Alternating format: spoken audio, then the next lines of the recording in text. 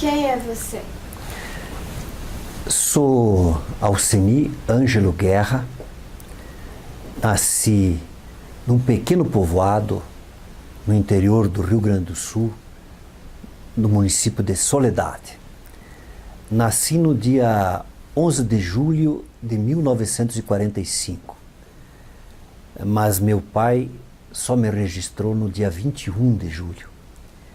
Então eu tenho duas datas de aniversário. A que consta na carteira de identidade, 21 de julho, e a verdadeira, que é no dia 11 de julho de 1945.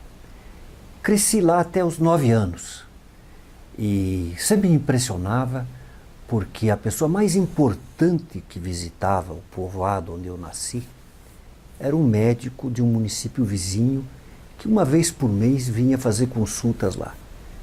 E eu ficava impressionado com a adoração que a população tinha por esse médico. E acho que aí começou a nascer o futuro médico, o desejo de ser médico. Meu pai mudou para Pato Branco em 1955, quando eu tinha 9 anos e meio.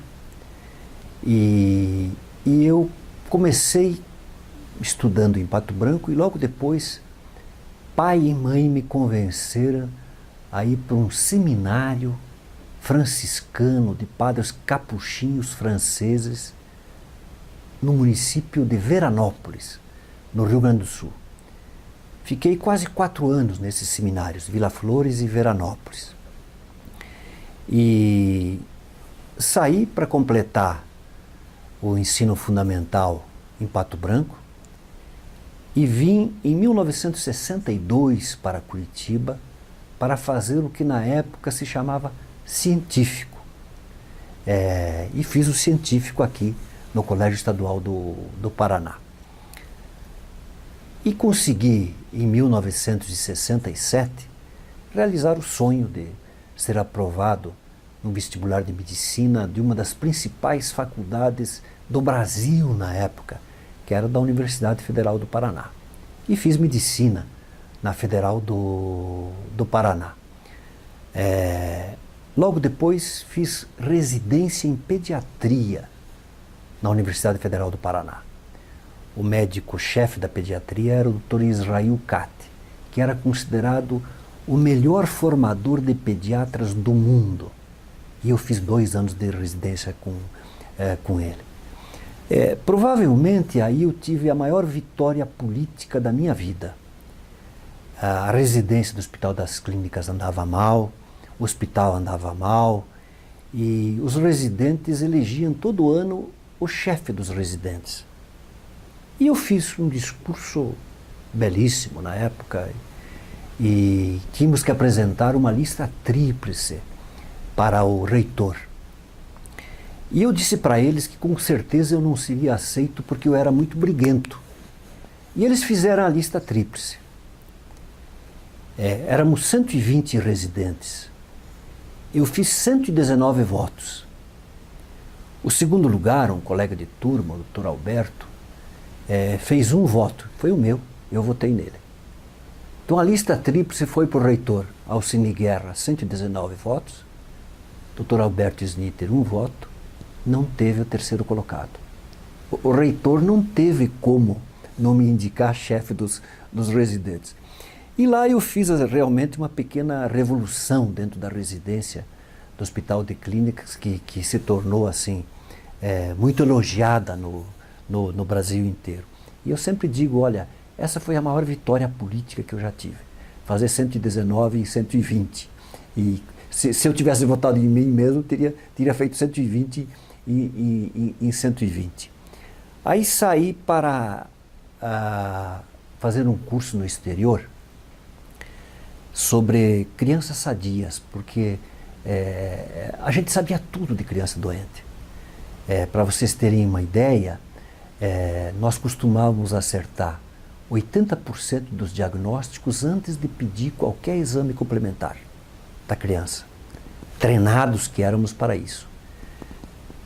Quando pedíamos exames complementares, nós acertávamos antes dos resultados também 80% dos resultados dos exames.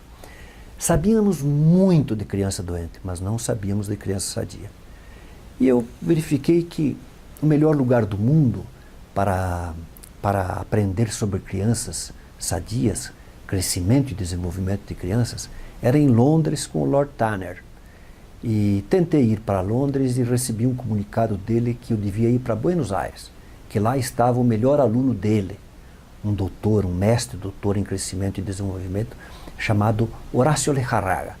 E eu fui lá, fiquei quase um ano lá em Buenos Aires, numa época muito difícil, o ano de 75, todo dia você encontrava gente morta na rua.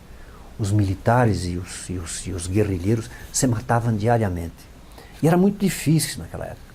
Fiquei lá, voltei para Pato Branco para exercer minha profissão de pediatra e tive muita sorte no começo.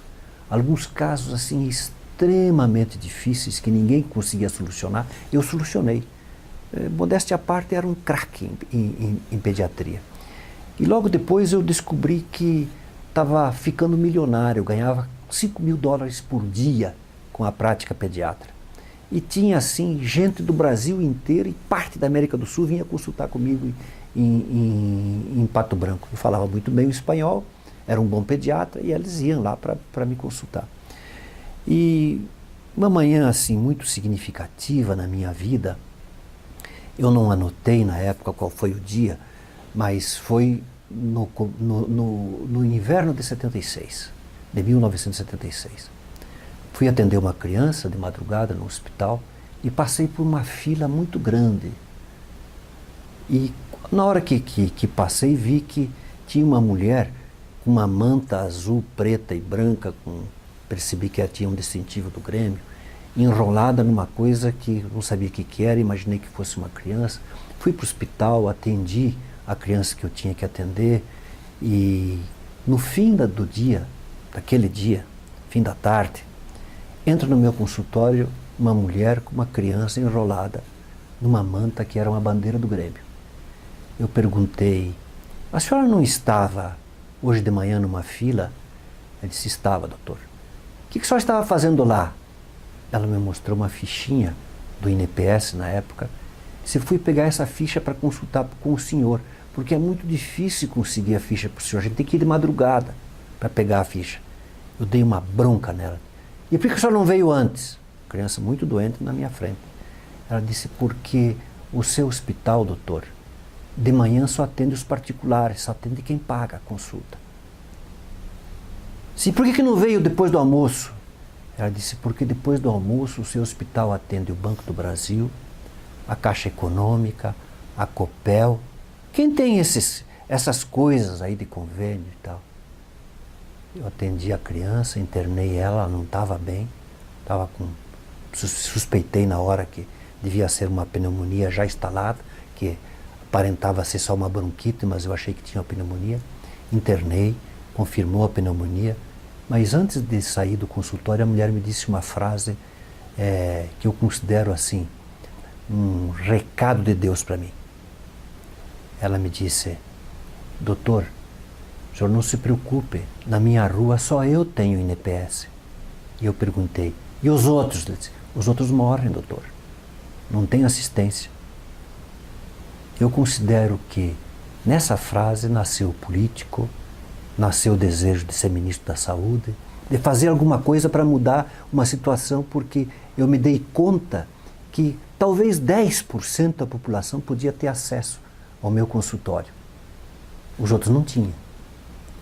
E comecei mudando a saúde em Pato Branco, fui chefe regional, depois mudei a saúde na minha região, sudoeste do Paraná, vim para Curitiba, mudei a saúde no Paraná, fiz 2 anos e meio, quase 3 anos, de intenso trabalho, me deu muita fama e eu me elegi deputado federal. Fui um dos autores do artigo da Constituição que diz: a saúde é um direito de todos e um dever do Estado.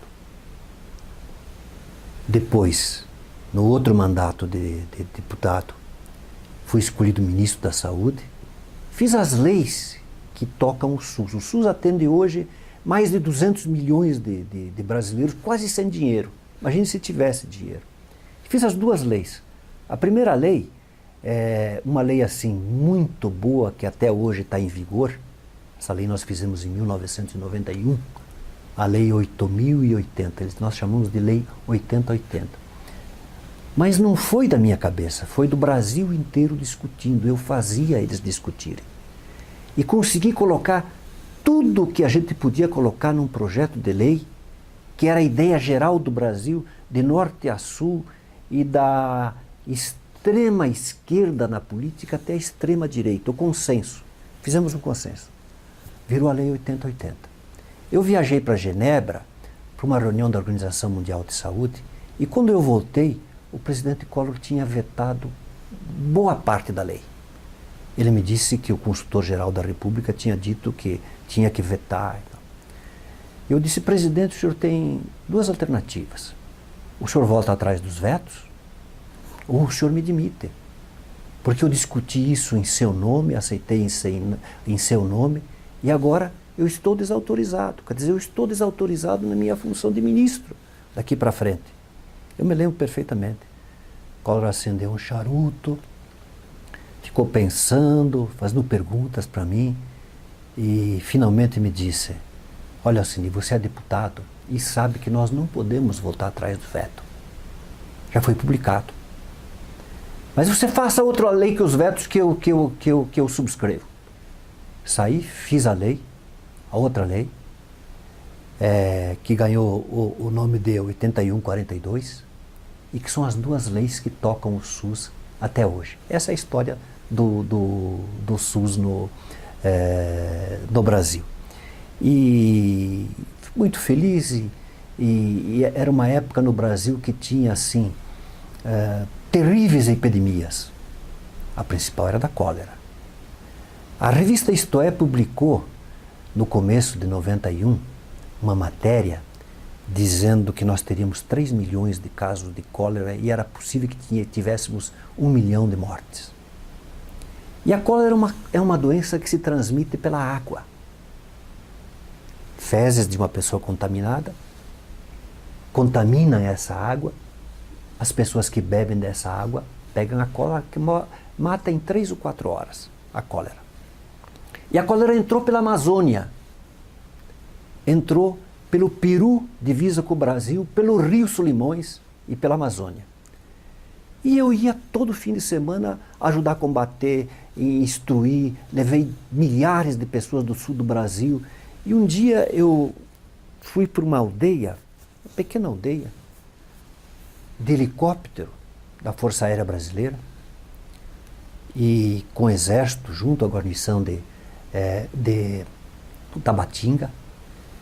E fui lá, assistimos, instruí as pessoas o que elas tinham que fazer se chegasse a cólera. E aí perguntei para o capitão do exército que estava comigo, capitão, em quanto tempo o senhor consegue socorrer se tiver notícia que tem cólera aqui? Ele disse, olha, ministro, de lancha leva 1 semana. De voadeira, que é uma lancha muito rápida, leva 1 dia. Ele disse, vai morrer todo mundo aqui. Ele disse, vai. Subi no helicóptero, olhando para baixo, e disse, eu vou ter que criar um agente de saúde em cada aldeia dessas, em cada local desse. Quando chegar cólera, eles tratam. Mandei uma equipe para a China e outra equipe para Cuba, para saber como é que eles faziam. E criei em junho de 1991 uma coisa que se chama, os brasileiros conhecem hoje como PNACS, Programa Nacional de Agentes Comunitários de Saúde.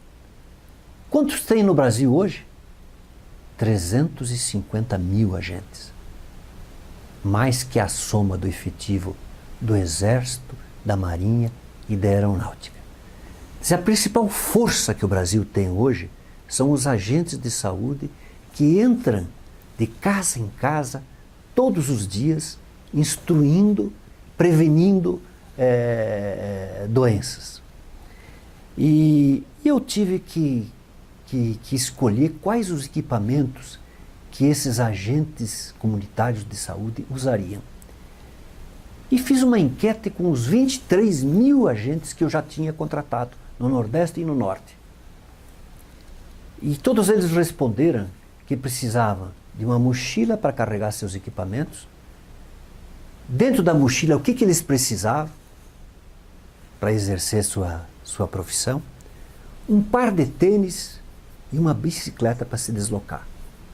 Eu sempre dou risada porque o segundo colocado nesse item das bicicletas foi jumento no Nordeste.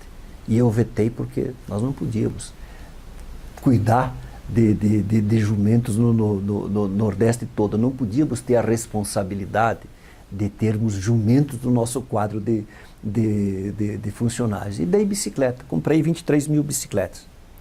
Um jornal de Brasília, o Correio Brasilense, disse que eu tinha superfaturado as bicicletas. Eu pedi para o supermercado que tinha bicicletas a menos de 100 cruzeiros, era a moeda da época, e eu tinha comprado a 160 reais cruzeiros as bicicletas.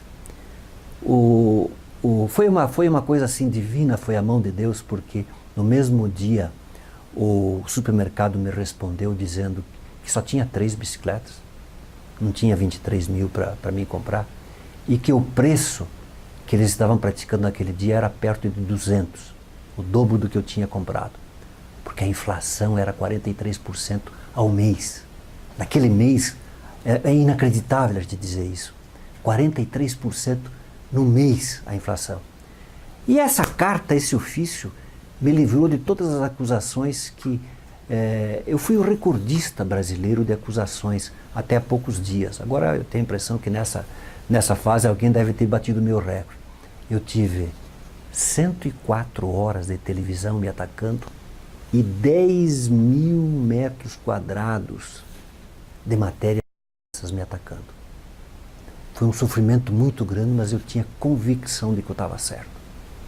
Quando terminou o processo, o Aristides Junqueira, que era Procurador-Geral da República, emitiu um parecer que eu me lembro dizia: não encontramos qualquer indício de irregularidade em qualquer ação do então ministro Assini Guerra. Foi para o relator, que era o ex-senador Paulo Brossard, que era ministro do Supremo, meu adversário político, que referendou e mandou arquivar a investigação sem me processar. Mas foram 11 meses assim de terrível sofrimento. Todo dia eu via a televisão me atacando, jornais me atacando, com coisas que eu sabia que não devia.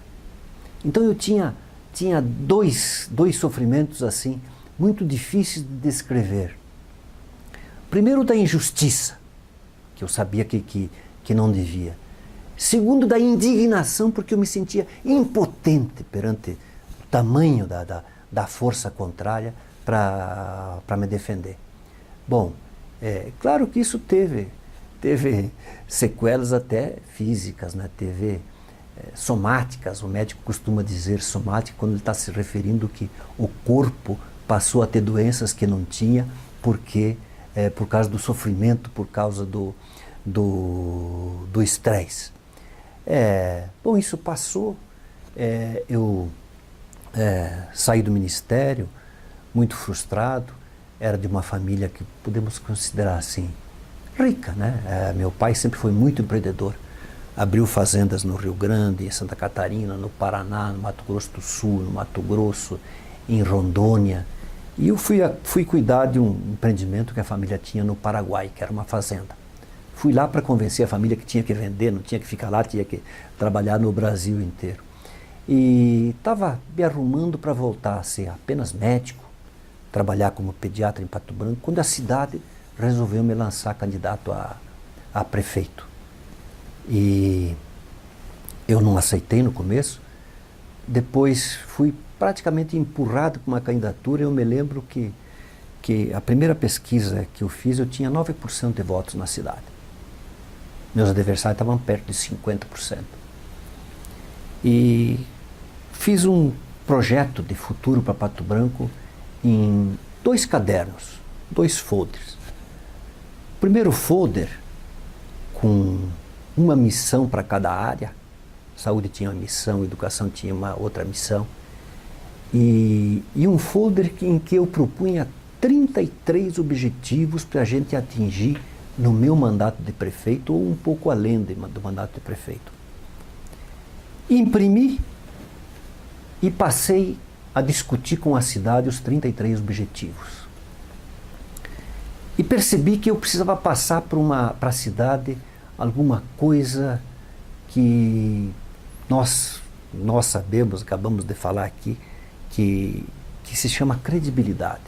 Eu precisava que a população de Pato Branco entendesse que eles estavam na frente de alguém que podia realizar os 33 objetivos. Então imprimi outro folder, só com fotos minhas. Foto com o Papa João Paulo II, me olhando assim muito de pertinho, olho a olho, numa entrevista de mais de 1 hora que eu tinha ficado sozinho com ele em Roma. Eu também era ministro da Criança, que estava acumulando os 2 ministérios. Depois, fotos minhas com o presidente Bush, com Mandela, enfim, com todas as personalidades que eu tinha conhecido na vida e tinha tido algum relacionamento, para dizer para eles, olha, quem está propondo para vocês esses 33 objetivos já tem uma carreira que pode realizar esses 33 objetivos, querendo ter a credibilidade deles.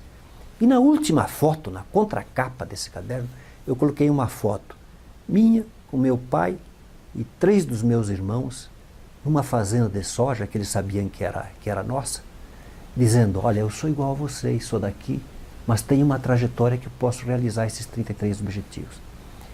E fui de casa em casa, entregando os 2 folders.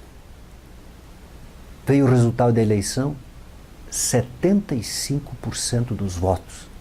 Alguém brincou comigo, o dono da pesquisadora disse, olha, se tem mais uma semana, não ia sobrar voto para ninguém, você ia fazer todos os votos. E fiz. Eleito, percebi que eu tinha tido uma demonstração na vida que dificilmente iria se repetir. Com 104 horas de televisão e 10 mil metros quadrados de notícias contra mim, minha cidade tinha me dado 75% dos votos. E o candidato, meu adversário, era um cara excepcional, muito bom. Eu dizia, eu acho que ele é mais preparado que eu para ser prefeito, mas tive 75% dos votos com um projeto do futuro de Pato Branco.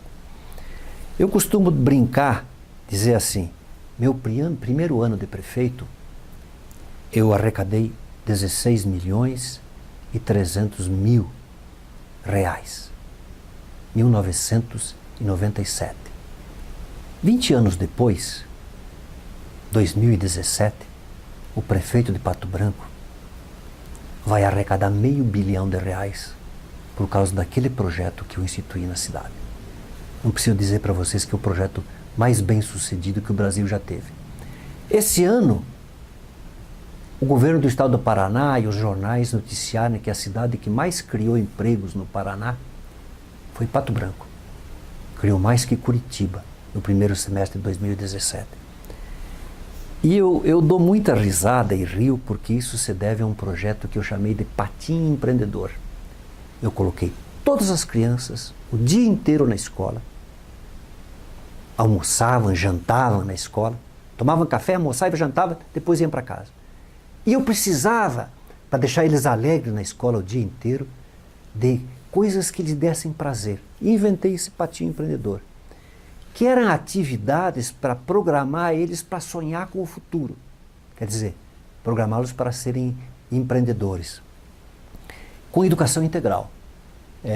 No ano 2000, que foi o meu último ano de prefeito, Pato Branco teve o melhor indicador de educação do Brasil, um IDEB de 7,5, por causa dessa educação. Então eu acho que para Pato Branco, Deus me deu a graça de poder fazer a divisão entre o passado e o futuro. Era uma cidade pequena, relativamente pobre, hoje é uma cidade explodindo e muito rica, já é a 5ª renda per capita do Paraná. E eu tenho, assim, a satisfação de, quando deito na cama à noite, ou quando acordo, pensar, coisa boa que eu fiz lá, né? Porque transformei uma cidade pequena do interior numa cidade conhecida no mundo inteiro hoje. É o polo de educação tecnológica mundial. Então, sou muito satisfeito por esse trabalho feito em Pato Branco. Que, aliás, teve início de uma maneira assim muito jocosa, muito divertida. Sarney, presidente da República, nomeia meu compadre, meu padrinho de casamento, Luiz Carlos Borges da Silveira, ministro da Saúde. E eu fiquei feliz da vida, imaginando, vou ajudar tanto ele que depois eu vou suceder ele. Estou no plenário da Câmara, quando o deputado Luiz Eduardo Magalhães me encontra, meu colega de partido, e diz: Alceni, você vai deixar por isso mesmo? Por que, Luiz? Você é o único que defende o Sarney aqui e ele nomeia seu adversário ministro da Saúde. Disse: Luiz, deixa de brincadeira, meu compadre, meu amigo, competente, médico do hospital que eu trabalhava, vai fazer um furor e eu vou ajudar muito ele. Ele disse: olha, eu me lembro o palavrão que ele usou, que não vou repetir aqui, eu acho que eu tenho que lhe ensinar algumas coisas. Me puxou pelo braço, me levou para o cafezinho da Câmara e disse: olha, você tem que aprender a fazer política com nós do Nordeste, vocês sulistas não sabem fazer política. Você arrume uma briga com esse seu amigo Sarney, que ele vai lhe dar outro ministério. Eu dei risada, né? Imagine, né? Fui para casa, depois de jantar, fui para casa, fiquei pensando, disse: olha, quem sabe, vamos experimentar essa tática do Luiz Eduardo.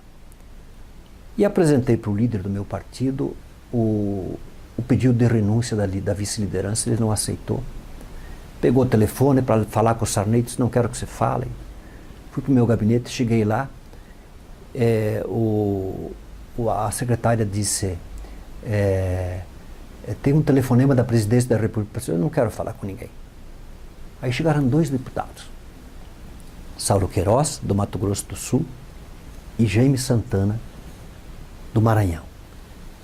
O presidente pediu para vir lhe buscar aqui, para levar nem que seja algemado. Disse: não, eu vou com vocês, mas não quero almoçar com o presidente. Eu vou lá só para dar uma satisfação. Tá bom, vamos arrumar um cafezinho para você. Fui lá, entrei na biblioteca do Palácio da Alvorada. Na ponta da mesa sentou o presidente da República, José Sarney. À direita dele sentou a dona Marli, esposa dele. Logo depois a Rosiane, filha dele. Um ajudante de ordens, com aqueles barbantinhos que eles usam nos ombros. E nós 3 deputados, no outro lado da mesa. O presidente olhou para mim e disse: Alceni, o que a gente fez para lhe ofender tanto? Você sempre foi querido companheiro, é o que mais nos defende lá. O que a gente fez para lhe ofender tanto? Disse: olha, presidente, o senhor acabou com minha carreira política. O senhor nomeou Borges da Silveira, ministro da Saúde. Ele disse: mas eu tenho muito boas informações também, presidente. Ele é um excelente deputado, excelente médico, vai ser um grande ministro. Mas se o senhor tivesse me avisado antes, eu falava para a minha cidade, falava para a minha região, para o meu estado, que o senhor ia nomeá-lo ministro, estava nomeando o ministro, e pareceria que eu estava junto. Assim como ele é meu adversário político, parece que o senhor me rifou da política, que o senhor não gosta de mim e que eu não vou mais ter futuro no seu governo. Ele ficou um tempo em silêncio, olhou para a esposa e disse: Marli, o Alceni tem razão. Nós cometemos um erro primário com ele. Um erro primário. Mas a Rosiana, que é a melhor amiga dele na família, vai achar uma saída, junto com o Alceni, para ver como é que nós podemos compensar isso com ele. Tá bom, assim? Tá bom, presidente. Saí já sabendo o que eu ia fazer. O Ataíde Ferraza era diretor-geral do Cefet no Paraná. E o ministro da Educação, Jorge Bornauzi, e o Sarney estavam autorizando a criação de 200 escolas técnicas no Brasil inteiro. E o José Richa, senador pelo Paraná, de Londrina, tinha conseguido que o Sarney desse um grande Cefet, Centro Federal de Educação Tecnológica, para Londrina. Mas o Álvaro Dias, que era governador do estado, só admitia que a construção começasse se ele desse um para Maringá também. Álvaro Dias era de Maringá, Richa de Londrina. E nós teríamos 3 grandes Cefetes no Paraná. Curitiba, que é o maior até hoje do Brasil, hoje se chama Universidade Tecnológica Federal do Paraná, um em Londrina e um em Maringá. E o Ataíde Ferraza, que era de Pato Branco, me disse: olha, Jorge Bornauzi falou que Sarney gosta muito de você, se você pedir para Pato Branco, ele faz em Pato Branco e não faz nem em Maringá e nem em Londrina. Isso é loucura. Pato Branco tem 40 mil habitantes, Londrina tem 400 mil e Maringá tem 300 mil. Ele disse: mas o Jorge Bornauzi falou isso, que o Sarney lhe atenderia se você pedisse. Aí quando o Sarney me disse que eu tinha que me compensar, eu liguei para o Ataíde e em uma semana ele me entregou o projeto para fazer um Cefet em Pato Branco. Pedi para a Rosiana marcar a entrevista com o pai, a audiência com o pai dela, e o presidente José Sarney me recebeu no seu gabinete e feliz porque eu estava lá e tal, disse: como é que eu posso lhe atender, Alcine? Apresentei o projeto do Cefet em Pato Branco, ele leu o projeto e disse: impossível, Alcine. Eu só não comecei Londrina, que é 10 vezes maior que Pato Branco, ou 20 vezes, não sei, porque o Álvaro quer um para Maringá também e eu não tenho dinheiro para 2. Escolha outra coisa. E me devolveu o projeto. Eu olhei para ele, peguei o projeto, levantei da cadeira, estendi a mão para ele e disse: obrigado, presidente, não precisa me dar nada. Ele apertou minha mão, me puxou pela mão, fez eu sentar, abriu o projeto, ficou uma eternidade lendo o projeto, puxou sua caneta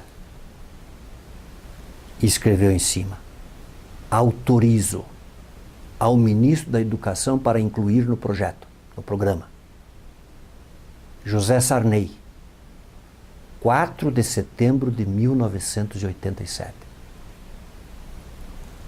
Mandou para Pato Branco, na época, 150 milhões de cruzados novos. Equivalente aí, hoje, a gente poderia calcular em torno de, eu imagino, perto de 40 milhões de dólares, de uma tacada só, para construir e equipar o Cefet de Pato Branco. Isso aí fez com que Pato Branco atraísse professores do Brasil inteiro para trabalhar lá, são pagos pelo governo federal, e para trabalhar em universidades particulares, faculdades particulares. Já são mais de 150 cursos superiores que Pato Branco tem assim. E Pato Branco tem alunos hoje do Brasil inteiro, de todo o Brasil. E quais os cursos que nós escolhemos na época? Aí me chamaram de louco. Escolhemos o curso de elétrica, tecnologia em elétrica, tecnologia em eletrônica e de construção civil. Como os rapazes e as moças foram para Pato Branco para estudar, precisavam de lugar para morar. E os patobranquenses foram construindo edifícios. Então você olha Pato Branco hoje, dá a impressão de ser uma cidade assim, de 400 mil habitantes pelo número de edifícios, e tem menos de 100 mil. Porque é a forma que os pais têm de colocar seus filhos estudando em Pato Branco. E aí, eu prefeito depois, mais tarde, encontrei no governo do estado um amigo, Jaime Lerner, que criou, a meu pedido, foi uma exigência para mim ser candidato a prefeito, ele criou o Polo Eletroeletrônico do Paraná, em Pato Branco.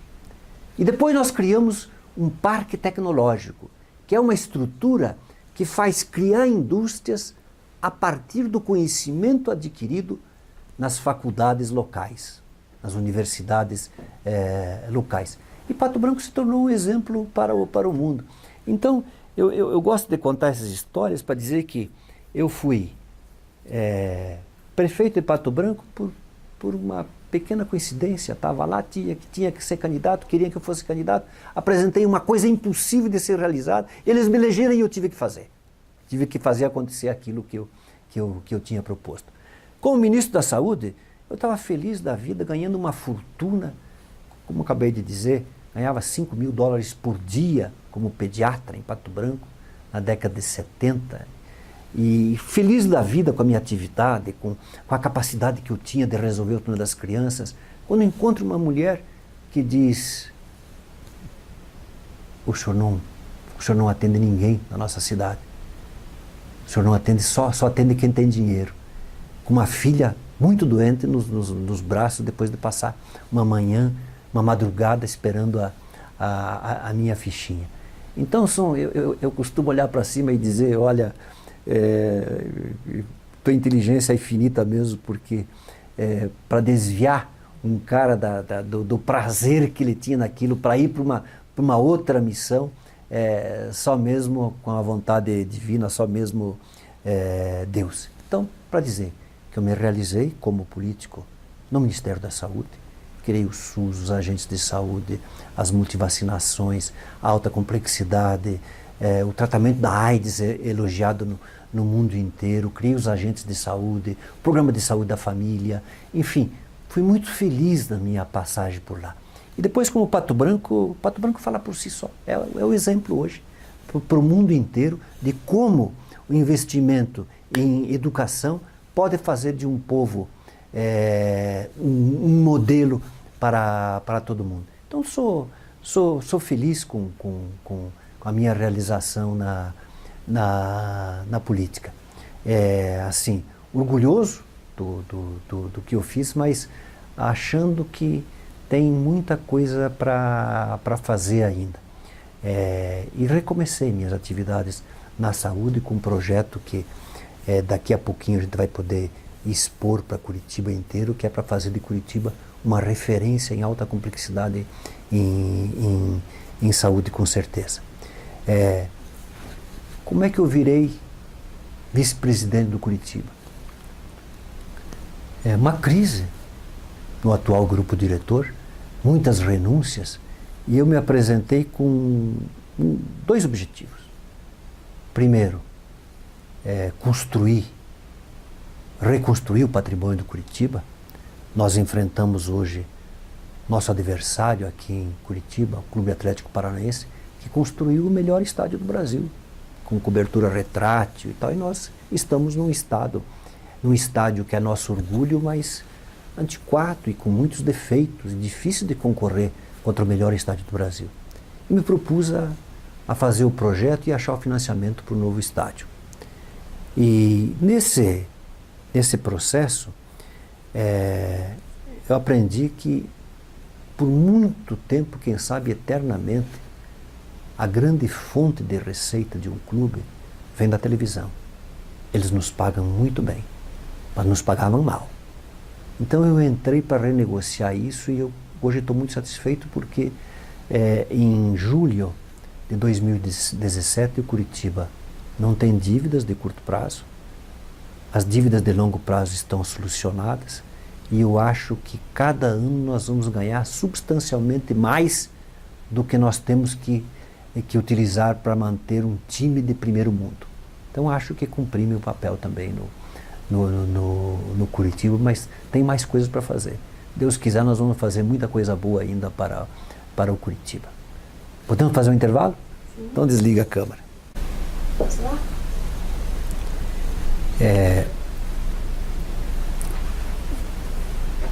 Eu entrei na política com o objetivo assim, de ser ministro da Saúde. Queria fazer alguma coisa que mudasse a situação. O Brasil não tinha um sistema de saúde. E eu trabalhava para a criação, junto com com todo mundo da área da saúde na época, criávamos pela criação do SUS que nós conseguimos. Minha experiência com o Collor sempre foi muito positiva.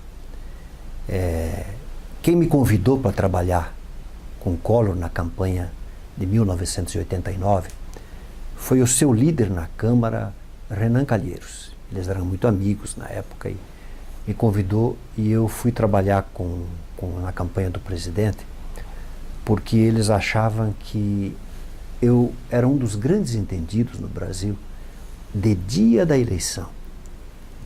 Como é que você fazia acontecer o dia da eleição? E realmente eu trabalhava muito.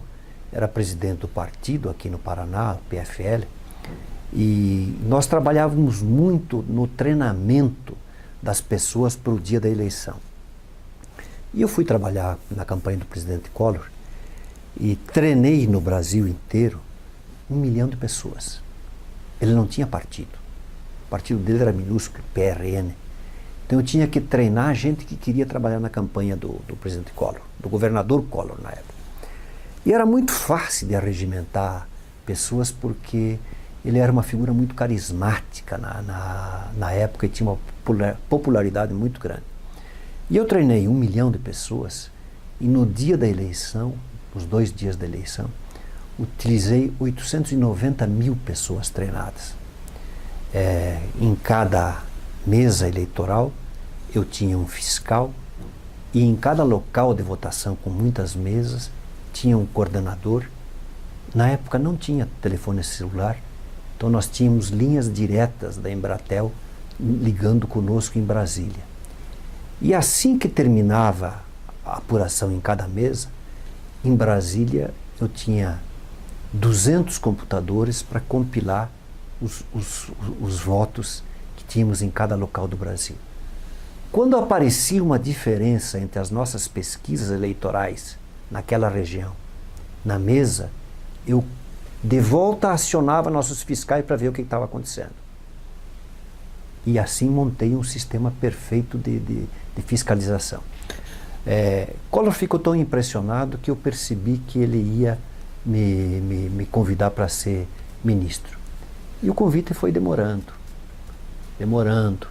Ele se elegeu em 15 de novembro de 1989, tomou posse em 15 de março e só me convidou para ser ministro no dia 14 de março. Fui o último a ser convidado e brinquei com ele. Fui o último, daqui a 5, 6 meses o senhor vai ver que eu vou ser o primeiro. Demos uma risada e tal, depois eu fui. Ele me disse depois, você já é o meu primeiro-ministro. E nesse intervalo, entre ser ministro, ser escolhido por presidente, me procura o senador José Richa. E disse, olha, Alceni, você nos ajudou a fundar o PSDB, todo mundo gosta de você, e todo mundo quer que eu seja candidato a governador, eu não quero ser, e todo mundo me diz que se for você, todo mundo apoia. E aí me apresentou a lista dos prefeitos do Paraná que me apoiariam. Só vou te ler os 15 primeiros. E leu Curitiba, Maringá, Londrina, Paranaguá, Francisco Beltrão, Cascavel. Todo mundo queria me apoiar para ser candidato a governador. E eu disse, Richa, eu entrei na política para ser ministro da Saúde.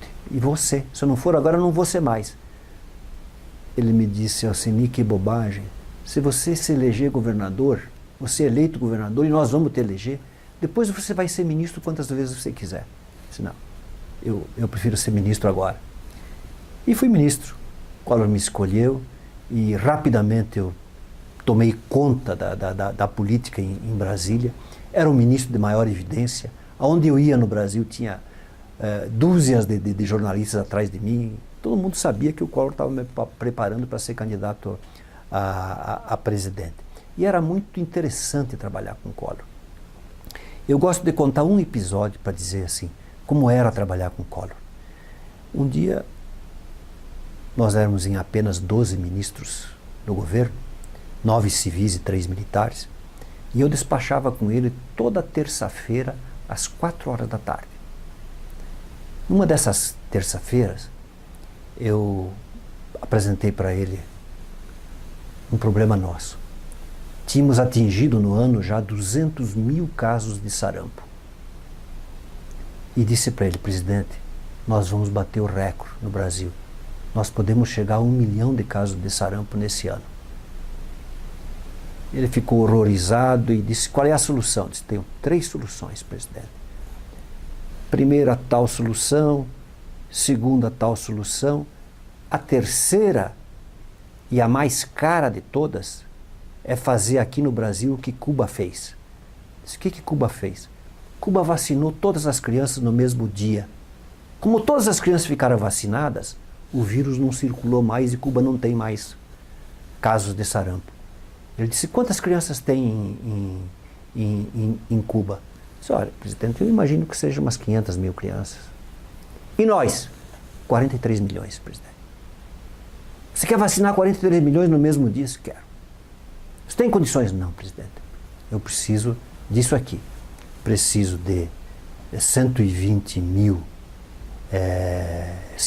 milhões de doses de vacina, porque para 43 são três vezes que a gente tem que vacinar.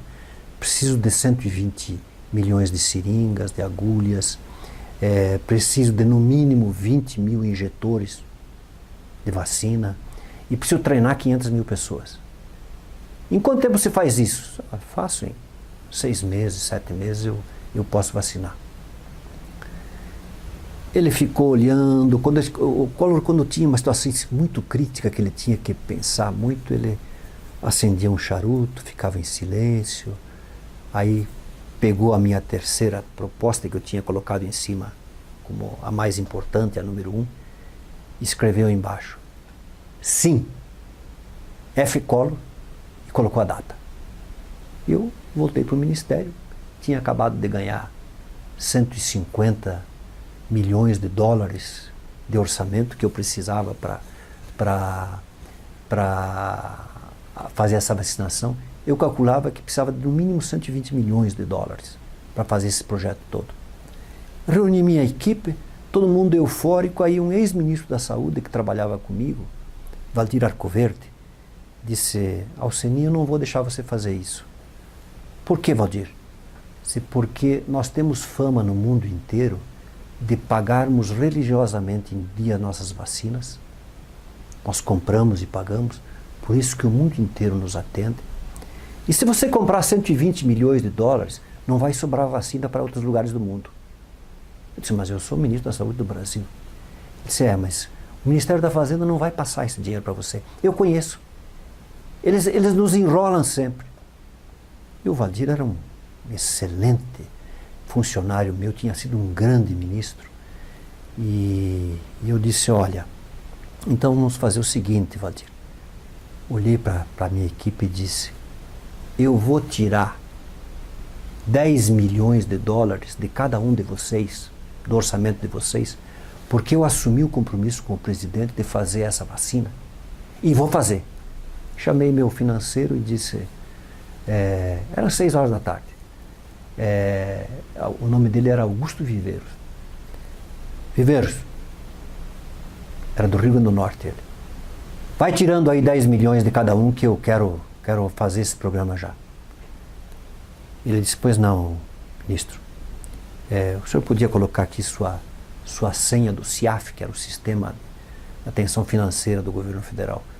Minha senha era 5 como ministro de Estado e a senha do presidente era 6.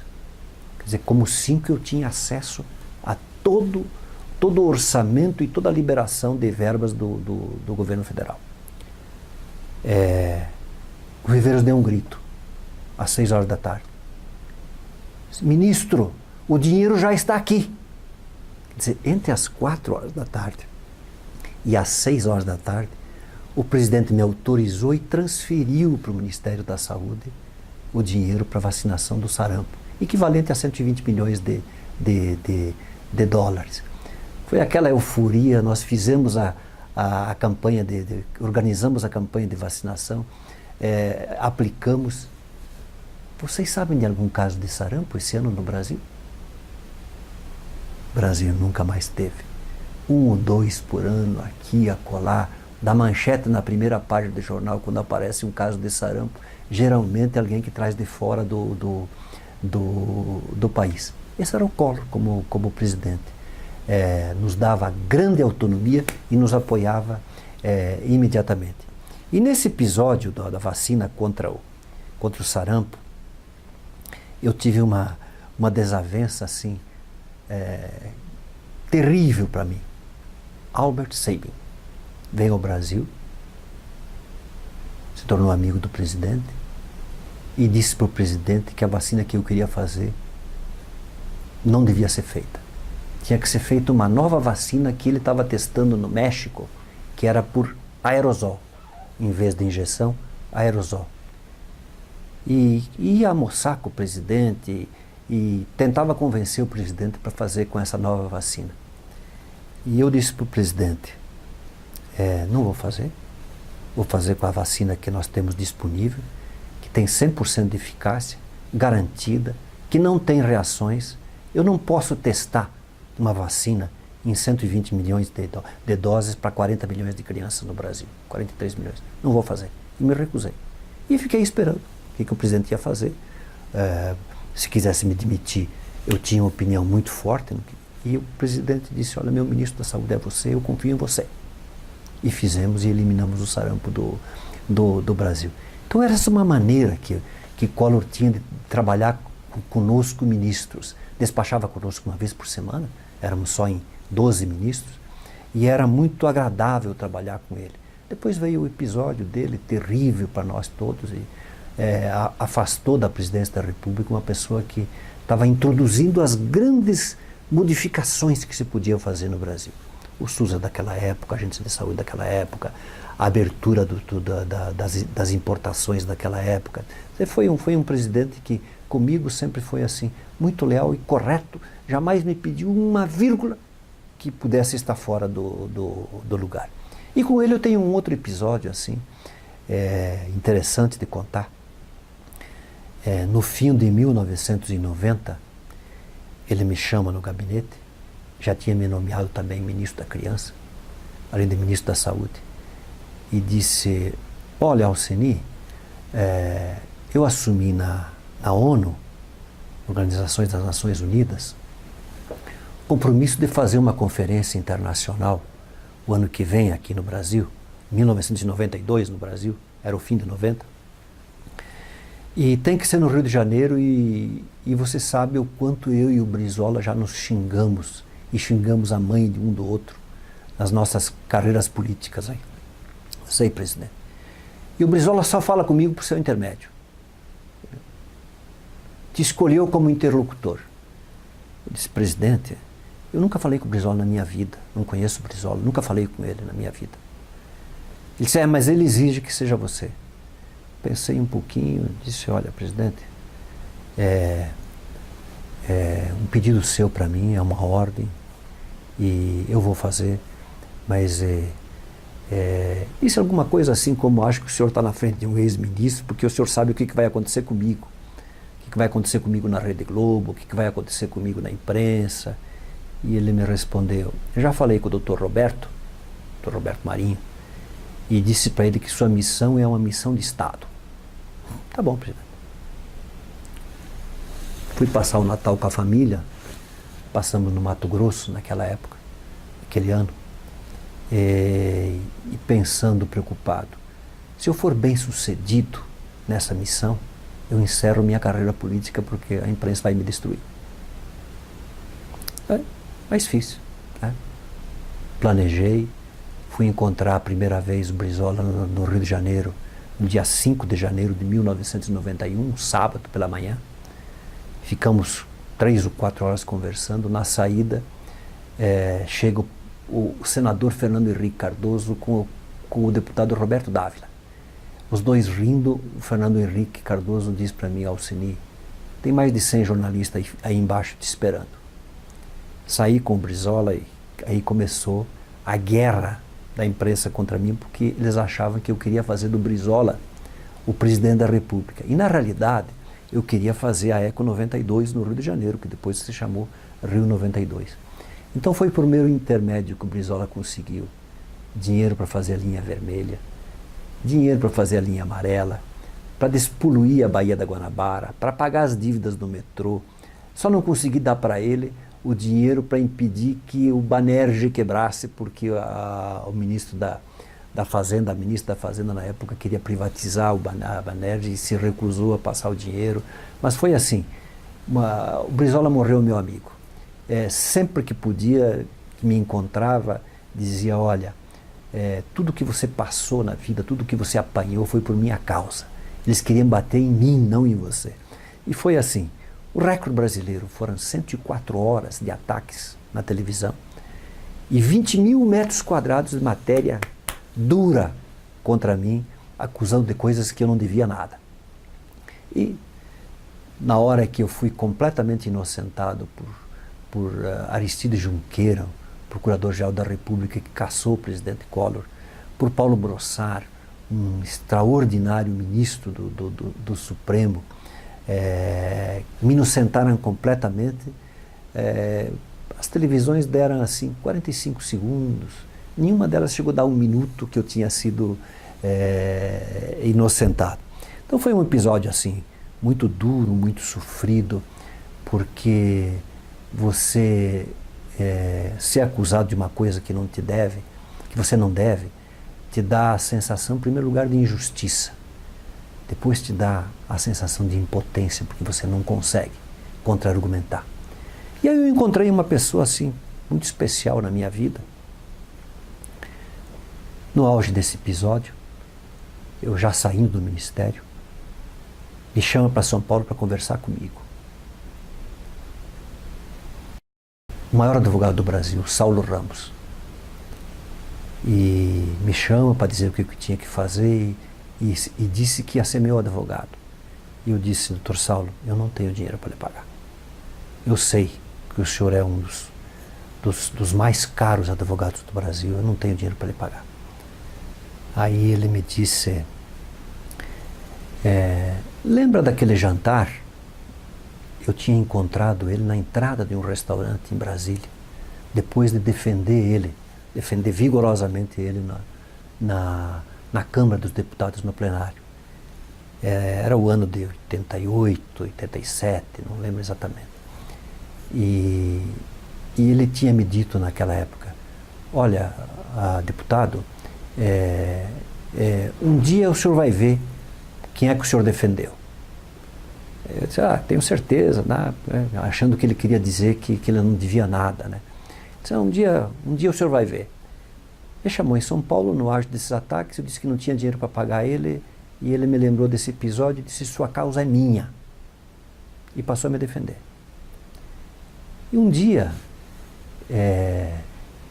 ele vai a Brasília, e eu no auge da contra-argumentação para a imprensa, atacando gente, me defendendo, e todo dia no Jornal Nacional, todo dia nas primeiras páginas de jornal, todo dia, o Saulo Ramos vai a Brasília, me chama para o escritório dele lá e diz, eu vim lhe apresentar meu preço, ministro.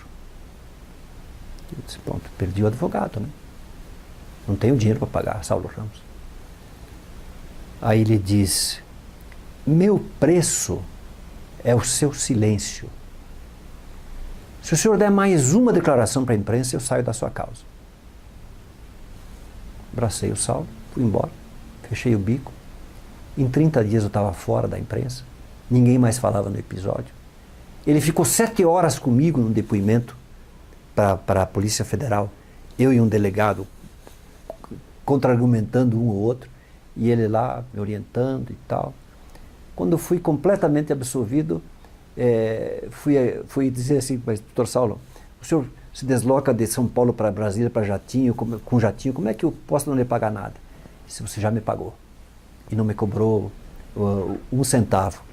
Então foram coisas assim, bonitas da história de vida, que hoje a gente conta com gosto. Na época eram dias de amargura, mas hoje a gente conta assim, rindo com gosto, porque foram histórias bem-sucedidas, que tiveram um final feliz. Ainda de Collor, um outro episódio que eu sempre gosto de contar, ele me chama no fim de 1991 e e marca marca um encontro comigo na casa dele, num sábado de manhã, na casa da Dinda, pedindo para mim ir sozinho, sem assessores. Eu fui. Esperei meia hora na biblioteca dele, era uma biblioteca enorme. Aí ele entra e diz, olha, eu tomei uma decisão em função de muitas e muitas coisas que eu vejo em você e tal, e eu tomei a decisão de que você será o meu sucessor. E vamos nos preparar já. Pois não, presidente, o que eu tenho que fazer?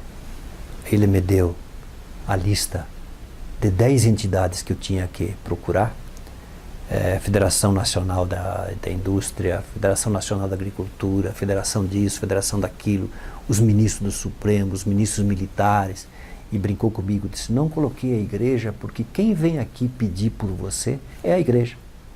Eles querem que eu te proteja e que te promova. E disse, eu só tenho um último pedido para fazer assim, para você. Você tem que perder esse sotaque paranaense.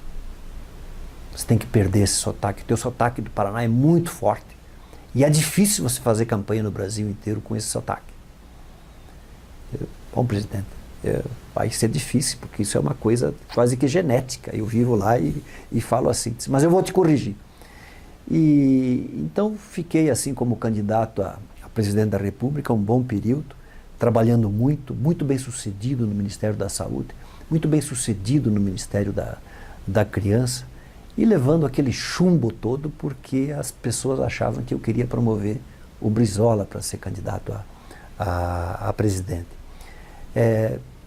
Eu acho que foi uma interrupção que hoje em dia seria difícil acontecer com alguém, porque a imprensa deixou de seguir uma linha unânime. Hoje ela diverge muito. Tem parte da imprensa que gosta do Temer e tem parte da imprensa que não gosta. Tinha parte da imprensa que gostava do Lula e tinha parte da imprensa que não gostava. Mas na época o Collor e eu viramos unanimidade da imprensa. Então foi um processo assim muito difícil, mas eu diria assim, passado o episódio, um projeto bem sucedido. As intenções que me levaram para a política foram bem sucedidas. Eu fiz o que queria fazer na saúde, fiz o que queria fazer em Pato Branco, para as crianças, e acho que a gente pode dizer assim, uma carreira que me satisfaz. Eu hoje não atingi a presidência da República, me recusei a ser candidato a governador numa eleição em que eu seria difícil de ser batido, mas acho que a gente pode dizer assim, carreira política bem sucedida. Vamos tomar uma água e depois falar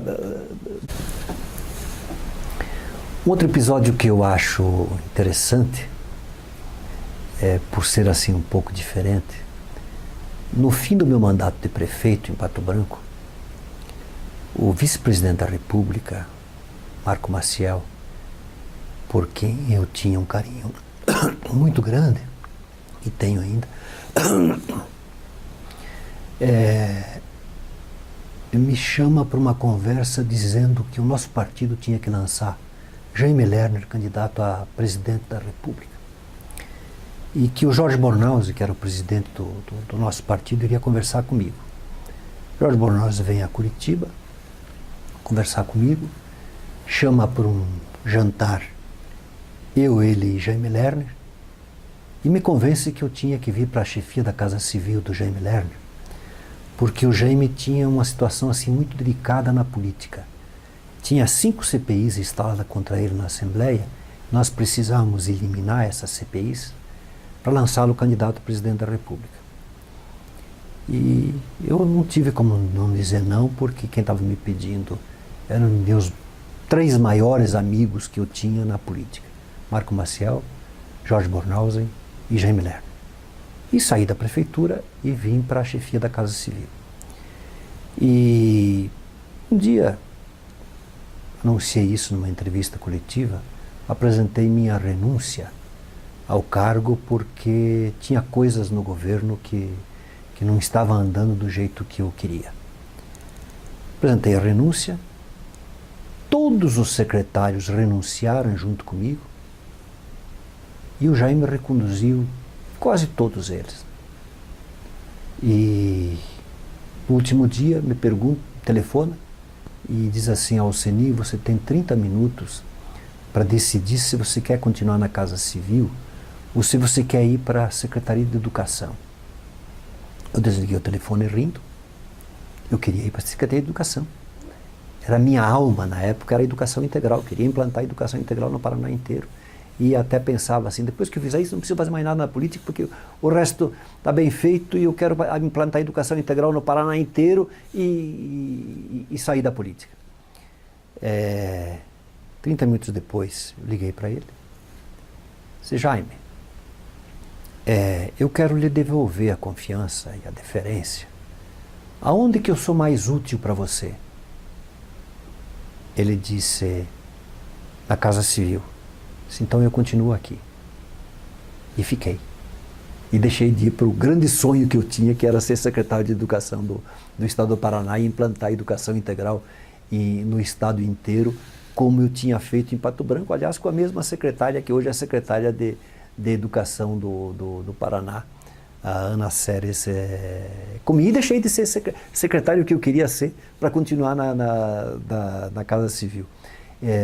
Mas era muito bom também trabalhar com o Jaime Lerner. Ele nos dava inteira liberdade. Durante os 2 anos que eu fiquei lá na Casa Civil, era uma espécie de primeiro secretário, porque tudo passava por mim antes de ir ao governador. E era uma pessoa também muito delicada, mas muito objetiva. Eu costumo dizer, Jaime vê soluções antes de a gente ver o problema. Ele tem uma capacidade de enxergar extraordinária.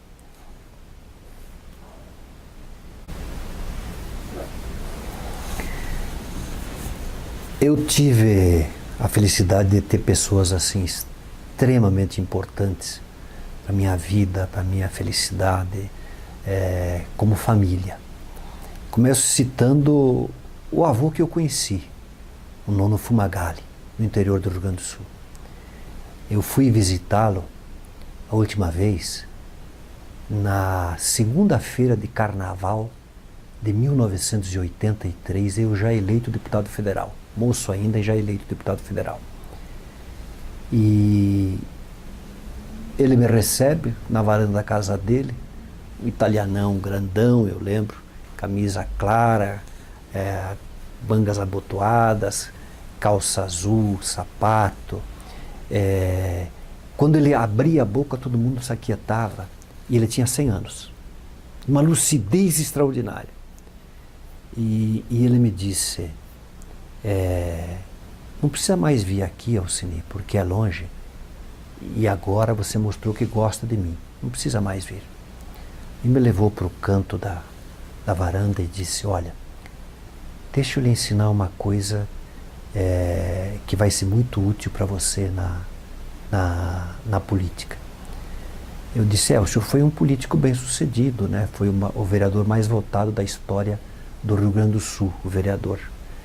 Ele disse: fui. Mas vou lhe contar o segredo. Para ser bem sucedido na vida, em qualquer atividade, em qualquer área, você tem que gostar de pessoas. Você tem que gostar das pessoas. Você tem que gostar de gente. Ele me contou episódios dele assim difíceis de vida e que ele tinha superado. Foi nomeado interventor nas aldeias de índio de Chapecó. Ele branco, italianão, grandão, com os índios. E ele disse: fui muito mal recebido, me olhavam com raiva. E todos os dias eu achava um motivo para ir visitar alguém para ajudar aquele índio. Ia e ajudava. Depois ajudava outro. E ajudava outro. Por quê? Para mostrar que eu gostava deles. Não se esqueça. O importante na vida é gostar de pessoas. O resto acontece sozinho. Quando eu pedi para vir embora, o governo levou muito tempo para me tirar de lá porque os índios não deixavam. Porque eles gostavam de mim e eu gostava deles. E foi assim, me contou vários episódios que na vida ele tinha solucionado, mostrando que gostava das pessoas. Na hora de ir embora, foi me levar até o carro, lá no museu, meu pai e 2 irmãos. Ele me disse, não se esqueça, viu, Alceni? Não se esqueça. O importante é gostar das pessoas. O resto acontece sozinho. Um pouquinho antes de sair, ele disse assim, se você gostar das pessoas, você vai chegar até na presidência da República. O importante é gostar das pessoas. Então foi uma senhora lição que eu tive do senhor José Fumagalli, meu avô materno. Morreu com 102 anos, rindo de todo mundo e dizendo, eu já vivi o que tinha que viver, dizia para mim, você que é médico, receite óculos para São Pedro, porque ele passou da minha página no livro, e eu agora só encho o saco de todo mundo, agora eu já vivi o que tinha que... E fez uma greve de fome, parou de comer e tal, e morreu, sim, sorridente sempre, de pneumonia decorrente da fraqueza, porque não queria mais comer. Foi o nono Fumagalli. Meu avô paterno eu não conheci, Francisco Guerra, veio da Itália, morreu antes de eu nascer. Minha avó materna, Ângela, de quem eu herdei o nome, Alceni Ângelo Guerra, morreu antes de eu nascer.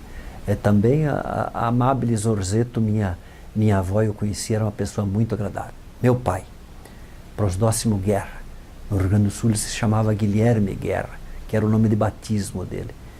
Nos ensinou muito, uma pessoa extraordinária, viveu até os 88 anos, um empreendedor, aprendeu a superar todas as crises de doença que teve, e é uma pessoa assim que nos ensinou muito, e acho que a gente deve a ele bastante, ou quase tudo que nós somos. Minha mãe, Adele Guerra, morreu quando eu era prefeito, e o enterro dela foi uma coisa assim que me impressionou, porque a cidade inteira foi no enterro, e eu achei que podia ser porque eu era prefeito recém-eleito e tal. Daí fui descobrindo que não, que ela atendia tão bem as pessoas em Pato Branco permanentemente, que elas adoravam a dona Adele Guerra. Casei com a Ângela Guerra, lapiana do Paraná, hoje uma artista plástica, iniciando uma explosão de carreira, frequentando bienais e com pinturas que daqui a pouquinho vão impressionar o Brasil inteiro, porque os diretores, os superintendentes, os gestores de bienais vêm procurar ela para expor, e eu acho que tem tudo para ser excepcionalmente bem sucedida.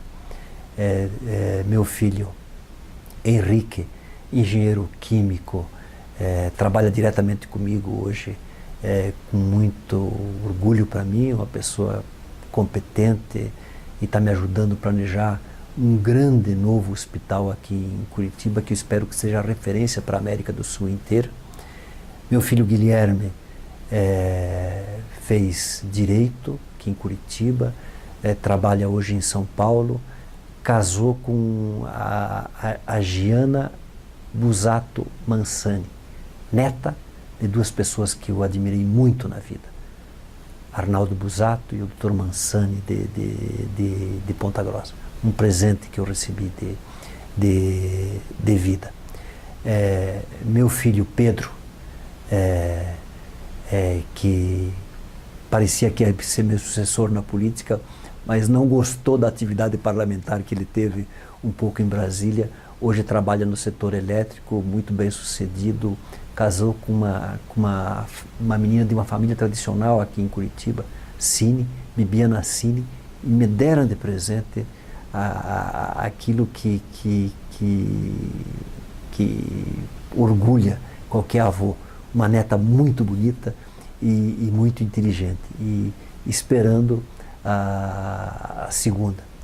Minha filha Maria Pia nasceu em Brasília, adora Brasília, voltou para Brasília, já é professora com doutorado na UNB, Universidade de Brasília, e está escrevendo o seu terceiro livro, já escreveu 2. Minha filha Ana Sofia, a mais nova, faz psicologia em Florianópolis, e quando a gente fala de filha mais nova, a gente sempre exagera um pouquinho no carinho, porque é a nenê da casa. Maria Pia casou com Beto Dalidone Machado, um advogado muito bem sucedido no Supremo Tribunal Federal em Brasília, onde é funcionário de carreira. O Beto é um gênero que eu trato assim com muito carinho, porque é uma pessoa que sabe devolver esse afeto que a gente tem por ele. E a Laura, filha do Henrique, minha netinha, a Laurinha, belíssima neta, que também me enche de alegria. Essa é minha família. Meus pais tiveram 8 filhos. O mais velho, Lídio Guerra, morreu novo, 33 anos, em 1967, num terrível acidente de avião que ele pilotava. Um aviãozinho que ele estava pilotando, um avião nosso lá em Pato Branco, bateu no morro entre Pato Branco e Chapecó, morreu. Depois, Valdir Guerra, que se tornou nosso irmão mais velho, querido irmão, que me trata sempre com muito carinho. Meu irmão Arno, mora em Mato Grosso, em Dourados, Mato Grosso do Sul. Meu irmão Ivânio, colega médico, pediatra também. Meu irmão Alceu, que foi morar em Rondônia e Mato Grosso, trabalha lá com suas fazendas. Minha irmã Marianita, a única irmã que nasceu depois de mim. Eu sempre brinco com ela dizendo assim: você, menininha, me roubava todos os carinhos que eu tinha direito, porque foi a primeira mulher na família logo depois de mim. Mas querida irmã. E meu irmão mais novo, Luiz Fernando Guerra, Dona Nascimentos Guerra, de Pato Branco, enfim. Deus me deu essa graça de fazer parte de uma família que eu amo muito, admiro muito, quero muito bem, que sempre foi o meu grande alicerce em toda a vida.